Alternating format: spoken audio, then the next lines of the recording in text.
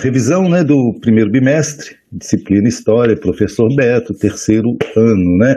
Aí a gente tem março, abril, e maio, porque a gente vai um pouquinho além, né? O bimestre vai até, se eu não estiver enganado, aqui até dia 7 de maio, né? Então, aí vai ser a revisão do primeiro bimestre. A primeira matéria que nós vimos foi aí a independência do Brasil, né? Para a gente entender aí um pouquinho sobre a independência do Brasil, a gente tem que ver os antecedentes, né? O que fez esse processo da independência do Brasil.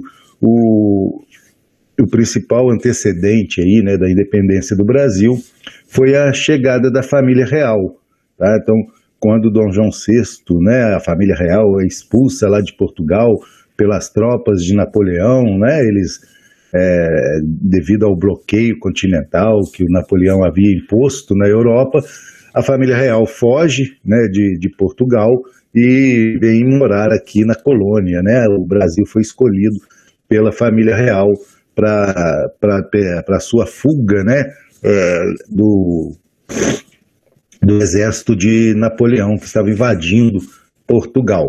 Então, aqui do Brasil, né, o Brasil passou, né, depois aí a ser o reino, né, e daqui administrava-se outras colônias portuguesas pelo mundo.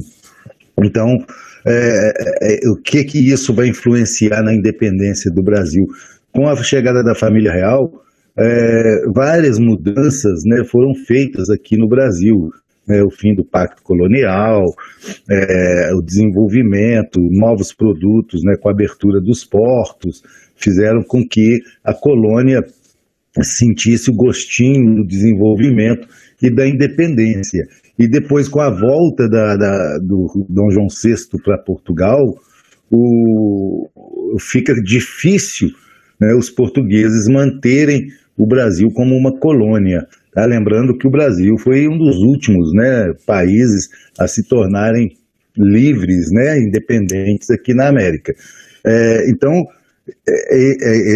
essa vinda da família real, né, e esse contexto com que o Brasil passou a conviver, né, a liberdade, fez com que o país tornar-se, né, o Brasil tornou-se independente. Durante esse período também, né, vai acontecer duas importantes revoltas, tanto uma aqui no Brasil e uma em Portugal, né, que vai influenciar diretamente aí a independência do Brasil. Tá? As revoltas, né, a insurreição pernambucana, que tentava aí uma liberdade, né, se revoltou contra Dom João VI, né, contra a presença da família real, o autoritarismo, os impostos, né, o aumento de impostos, porque quando Dom João VI vem para o Brasil, né, a colônia era algo bem antigo, né, não tinha nenhum tipo de modernidade, né, era um território vazio, né, existiam pessoas, né, as fazendas, cidades, mas não tinha uma estrutura de governo. Então, Dom João precisava montar uma estrutura de governo, criar órgãos governamentais, construir prédios, construir casas, né? Até mesmo para abrigar a família real, abrigar a nobreza, né? Não existiam casas suficientes, né, que pudessem abrigar aquela quantidade de pessoas que haviam vindo da Europa. A revolta liberal do Porto já foi uma revolta que ocorreu lá em Portugal, né, onde que já haviam expulsado aí os franceses, porém os ingleses se mantinham no território português, administrando Portugal. Lembrando que para a expulsão das tropas de Napoleão de Portugal, a Inglaterra contribuiu com Portugal, né? E a partir da expulsão, os ingleses passaram, né, a dar palpite, né, a a criar aí um vínculo aí com a administração portuguesa, né? Os ingleses acabavam administrando Portugal. E essa revolta liberal do Porto foi isso, né? Foi a volta de Portugal para as mãos dos portugueses, né? Os portugueses passaram a administrar o país. E isso, né, logo após essa revolta, foi criada as cortes portuguesas, né? Que era a Assembleia, né? Para se criar uma nova constituinte para Portugal. E essas cortes, elas exigiram a Dom João VI para Portugal, né? Para que Dom João VI governasse as colônias portuguesas, né? Governasse Portugal lá de Portugal e não mais aqui do Brasil. Então o Dom João VI vai voltar para Portugal, tá? Quando Dom João VI volta para Portugal, o Brasil fica sem rei, né? O rei não era aqui, então o Brasil vai ficar sem rei, sem governante aqui. O Dom João VI vai deixar seu filho, Dom Pedro I, como príncipe regente do Brasil. Tá? Então Dom João VI volta para Portugal e Dom Pedro I fica como regente aqui no Brasil, né? Que não era mais uma colônia, né? Aqui era o reino. Porém, as cortes portuguesas vão exigir a recolonização do Brasil. Aí que vai estar o grande problema, né? O grande X aí da questão. Essa exigência das cortes portuguesas, né, da volta de Dom João VI, e logo em seguida também exigiram a volta de Dom Pedro I para Portugal, as cortes portuguesas queriam então a recolonização. Porém, a população brasileira já não queria mais ser colônia de Portugal, né? Como eu disse, já tinha tido o gostinho da liberdade, né? Do pouco desenvolvimento. Então, eles não queriam que Dom Pedro voltasse ou que o Brasil não fosse mais colônia de Portugal. Então, o que vai acontecer, né? Essa exigência da volta de Dom Pedro vai fazer com que se crie um clima aqui no Brasil de liberdade, né? De tentativa de liberdade. E Dom Pedro, percebendo isso, né? E vendo que se ele voltasse para Portugal, o Brasil se tornaria livre e Portugal perderia esse vínculo, né? Perderia o vínculo com o Brasil. O Dom Pedro I, ele vai recusar essa volta, né? Ele vai desobedecer a exigência das cortes portuguesas. Ele não volta para Portugal. E dia 9, né, de janeiro de 1822, ele vai dizer, né, que não iria voltar, né? Ele iria desobedecer às ordens. Esse dia ficou conhecido como dia do fico, né? O Dom Pedro I, então, vai dizer que não vai voltar para Portugal, né? Desobedece às cortes portuguesas. Esse dia é o dia do fico, dia 9/1 de 1822. E mesmo assim sofrendo, né, a pressão da sociedade, né, da elite brasileira, dia 7/9, né, ele vai proclamar a independência do Brasil, né? Dia 7 de setembro ele proclama a independência do Brasil. Não houve aí, né, nesse trajeto aí de independência a participação popular. O povo ficou isolado aí, né, ele não teve participação do povo na independência do Brasil. O projeto que venceu, né, que o projeto que saiu vitorioso é aquele projeto da elite brasileira, né, aquele projeto dos escravocratas, né, a manutenção do Brasil agora independente, porém havia, né, a manutenção da escravidão, dos privilégios, e o povo, né, a grande massa popular, nada sobrou para ela, né, nada teve de participação. Então, com a proclamação da República, dá-se início o primeiro reinado, né, o reinado de Dom Pedro I. São alguns momentos que o Dom Pedro I tem que passar para garantir a independência do Brasil. a independência do Brasil não foi um projeto que foi bem visto por todo o país, né? Existiram algumas províncias que não queriam se libertar de Portugal. E uma dos méritos do Dom Pedro I foi esse, né? Manter o Brasil unido, unificado. Tá? Essas províncias entraram em conflito, né? Ocorreram algumas lutas e o Dom Pedro I venceu, né? E conseguiu manter o Brasil unificado, diferente da América Espanhola, né? Se nós percebermos, o Brasil é rodeado por países que foram colônias da Espanha. Quando esses países se tornaram independentes, eles se fragmentaram, né? A colônia espanhola, que era lá do México até lá no Chile, se desfragmentou em vários países. A colônia portuguesa não, manteve-se unificada, né? Isso graças aí à presença de Dom Pedro I, né? Que conseguiu vencer essas lutas contra essas províncias que não queriam a independência. Depois de resolver os problemas internos, né, o Dom Pedro ele precisava ser reconhecido, né? O Brasil precisava ser reconhecido no exterior como um país independente. Não bastava apenas falar que era independente e ter um imperador, né?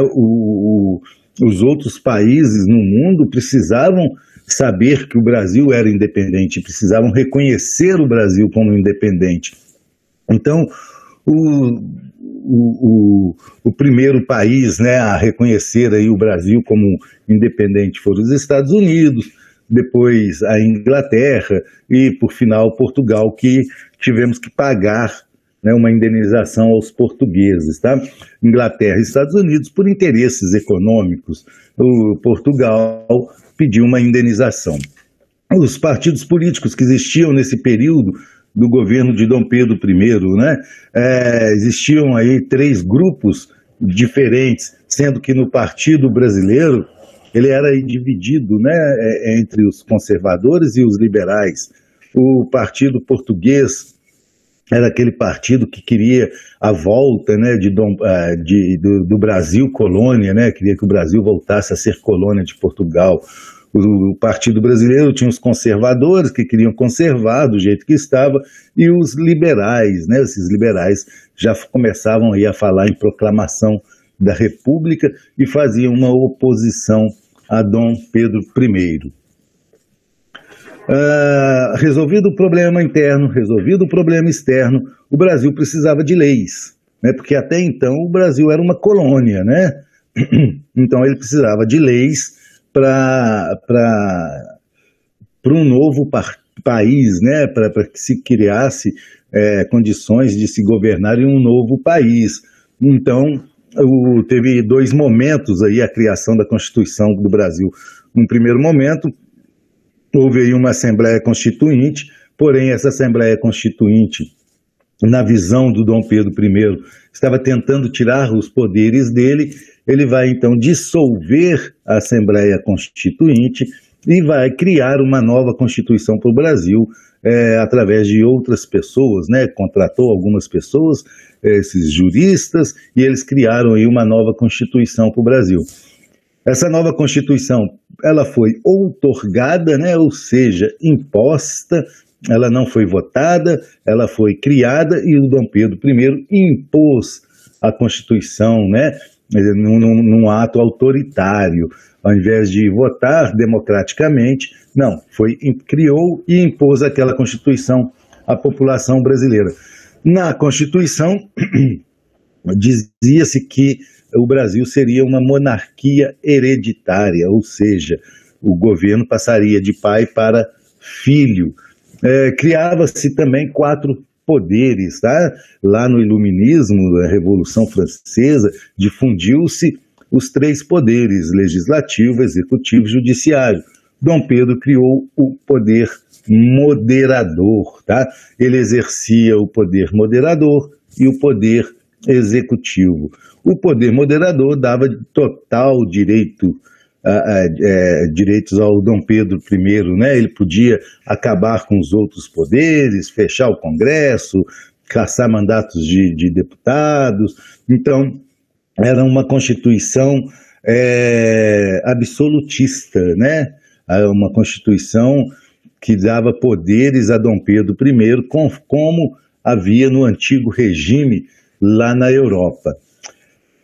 Após a Constituição, aí, vão ocorrer, né, nesse período aí no primeiro reinado, duas grandes revoltas que vão tirar a popularidade aí do Dom Pedro I.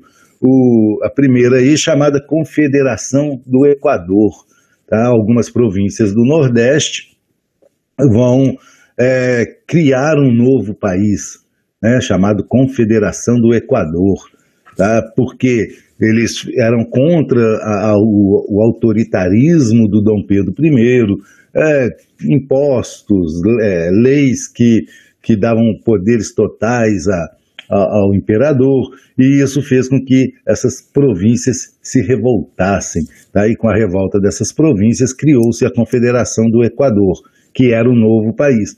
Porém, Dom Pedro I, mais uma vez, agiu, né, e saiu vitorioso na Confederação do Equador e manteve o Brasil unificado. Teve a questão da Cisplatina, o Uruguai, tá? O Uruguai pertencia ao Brasil. E nessa questão aí, nessa disputa aí, né, nessa região chamada de Cisplatina, o Uruguai saiu vencedor, né? E o Dom Pedro I, mais uma vez, né, saiu derrotado aí dessa questão da Cisplatina. O Dom Pedro, então, com essa derrota da Cisplatina, os problemas lá da Confederação do Equador, tornou-se uma pessoa impopular.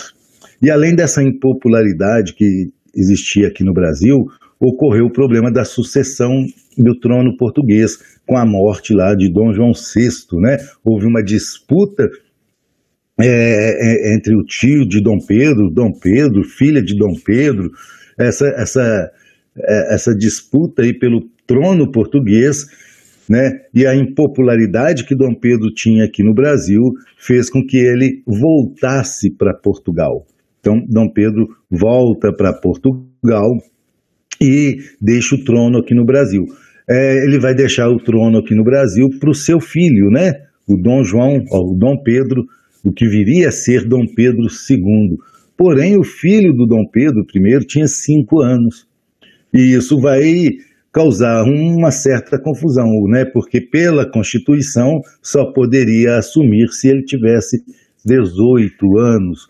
Então, o filho dele com 5 não poderia assumir. O arranjo político aí que fizeram foi a criação das chamadas regências. Tá? Então o Brasil passou por um período até que Dom Pedro II pudesse assumir o trono, sendo governado por regentes, que é esse período aí, de 1831 a 1840. Né? Então o Brasil vai passar aí por 9 anos sendo governado por regentes. As etapas da regência, né? Regência trina provisória, regência trina permanente, regência una de Padre Feijó, regência una de Araújo Lima. Tá? Então, durante esse período regencial, o Brasil passou a ser governado por regentes. Tá? No início, a ideia seria de uma regência trina, tá? Com 3 pessoas, mas não deu certo e passou-se a ser regência una, né? Do Araújo Lima e do Padre Feijó. Durante esse período houve aí uma grande instabilidade, né? O país passou por grandes problemas, principalmente porque não existia uma figura central, né? Um governo central, um imperador, né? O Brasil estava sendo governado por pessoas, né, da sociedade, né, da elite brasileira, porém essas pessoas não eram descendentes, né, da família real, elas não faziam parte da família real. Então, começam a surgir aí outros projetos de governo, né? Começa-se a falar mais em proclamação da República, existe uma disputa maior aí entre os partidos políticos, então existe uma instabilidade política. Os principais grupos políticos, liberais moderados, restauradores e liberais exaltados, né? Os moderados, os restauradores queriam a volta aí do Dom Pedro I, os exaltados queriam proclamação da República, e os moderados ali, né? Meio café com leite ali. Revoltas que ocorreram aí nesse período: Balaiada, Farroupilha, Cabanagem, Sabinada e Revolta dos Malês. Nós já falamos um pouquinho sobre essas revoltas aí, então, para agilizar aqui nossa revisão, vamos para frente aí. Durante esse período do regencial foi-se criado, né, a chamada Guarda Nacional, né? Dessa Guarda Nacional que foi criada, que vão surgir aí, né, que vai surgir a figura do coronel, tá? Aquele coronel dono de fazenda, né, aquele latifundiário. Aqui em Passatempo nós temos exemplos, né, de coronéis que eles não tinham, não eram coronéis porque eram do exército, né? Eles ganhavam esse nome de coronel. Por quê? Porque eles que bancavam a Guarda Nacional. O que era a Guarda Nacional? Era um grupo de pessoas que o coronel bancava, né? Armava essas pessoas e bancava essas pessoas para que elas tivessem um papel aí de policiamento das cidades, né, das fazendas. Então, a Guarda Nacional era um grupo armado, né, de policiamento, comandado por um coronel da região, né, por um grande fazendeiro de determinada região. O governo aí de Araújo Lima, né, foi um governo regressista, né, um governo liderado aí pelos moderadores e pelos restauradores, né? Então foi um governo meio que regressista, né? Um governo autoritário também, da mesma forma que o governo do Padre Feijó, né? O Padre Feijó também teve um governo autoritário. Devido a essas instabilidades que ocorriam aqui no Brasil, né?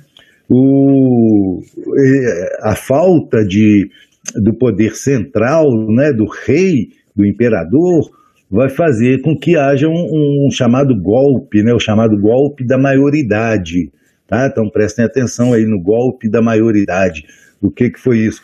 Antes mesmo do Dom Pedro II completar os 18 anos, ele vai ser emancipado. E quando ele é emancipado, aí, aos 16 anos, ele vai assumir o governo no Brasil. Então, o Dom Pedro II ele assume o Império Brasileiro com 16 anos e passa a governar o país. Durante o segundo reinado, o principal produto econômico do Brasil foi o café, né? Então, nós tivemos lá no inicinho o engenho, né, a cana-de-açúcar, depois ouro, diamante, né, e agora o café, tá? Então, o principal produto econômico brasileiro era o café, tá? Se produzia café no Brasil, era o principal produto de exportação do país.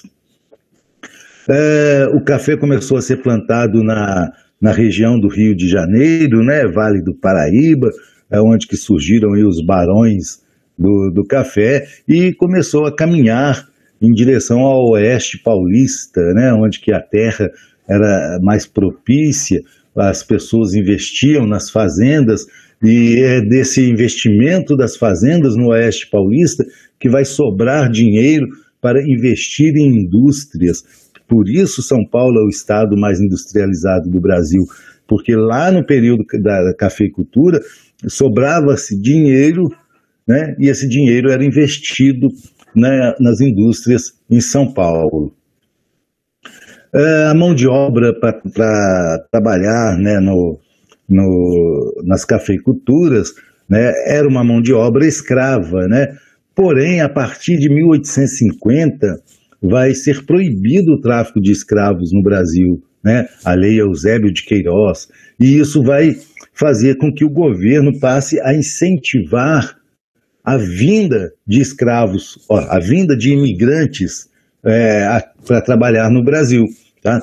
Primeiro, para substituir a mão de obra escrava, né, que havia sido proibido o tráfico, e também o Dom Pedro II achava que a população brasileira era muito negra, né, e ele queria o embranquecimento da população, né, ele queria tornar a população brasileira uma população mais branca. Ele via a população uma população muito escura, né, como ele dizia. Então ele vai incentivar a imigração para o Brasil. Então os motivos: fim do tráfico, embranquecimento da população. Para onde que foram esses imigrantes, né? A maior parte deles para o Oeste Paulista, para trabalhar lá na cafeicultura, né?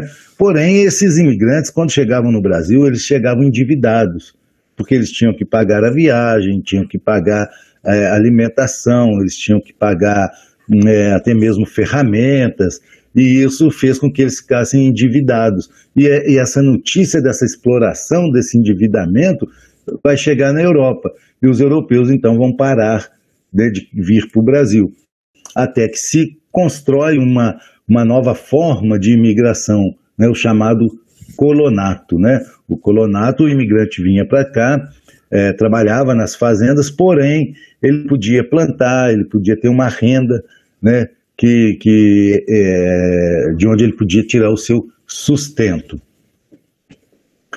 A política externa, né, o Dom Pedro II passou por dois problemas sérios, né? A questão Christie, né, que é uma disputa diplomática com a Inglaterra, né, algumas questões diplomáticas que o Brasil se envolveu com a Inglaterra, e a Guerra do Paraguai, né, que foi a maior guerra, né, que já se teve aqui no continente americano, foi a Guerra do Paraguai, onde que o Brasil derrota, né, massacra a população paraguaia, né, o exército brasileiro, o Paraguai havia invadido o Brasil, o exército brasileiro expulsa os paraguaios e depois invade e mata 70% da população masculina adulta do Paraguai.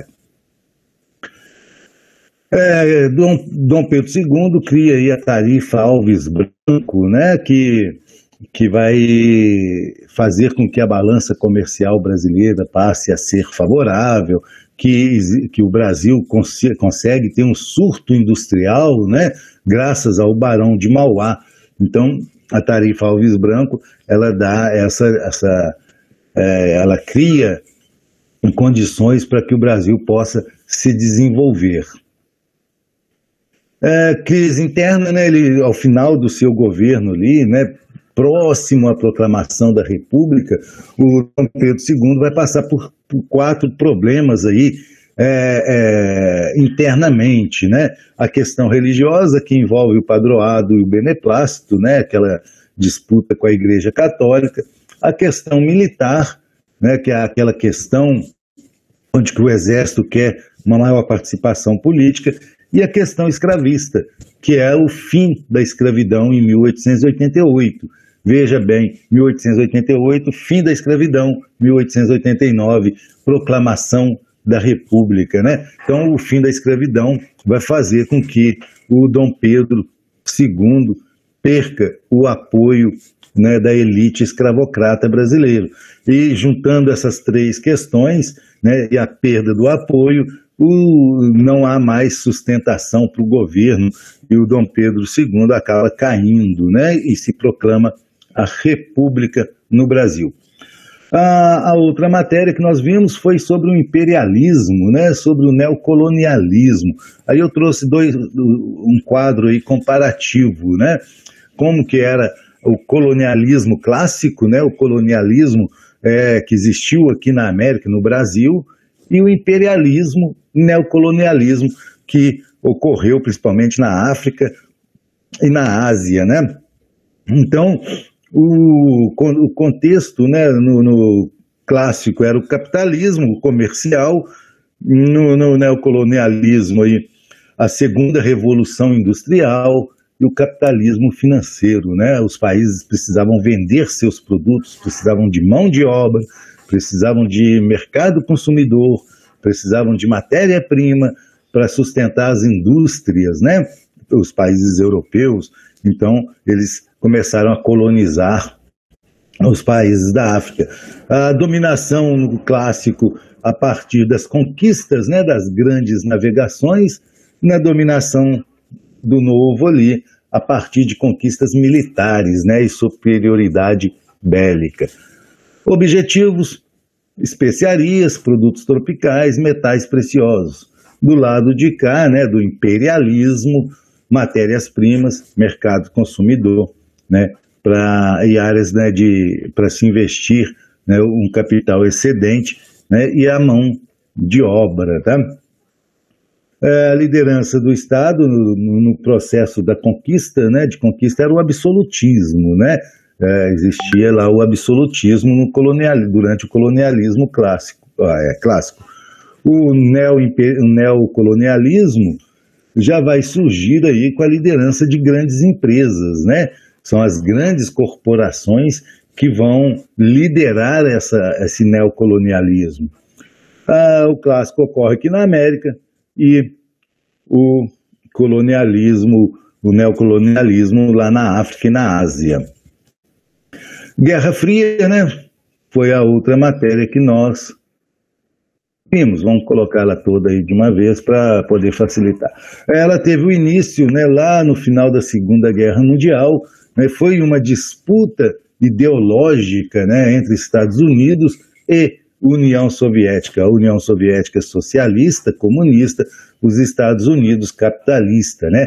É o chamado mundo bipolar, tá? Onde que a disputa ideológica desses países atingiu todo o planeta, né? Ou o país ele era alinhado aos Estados Unidos, ou ele era alinhado à União Soviética.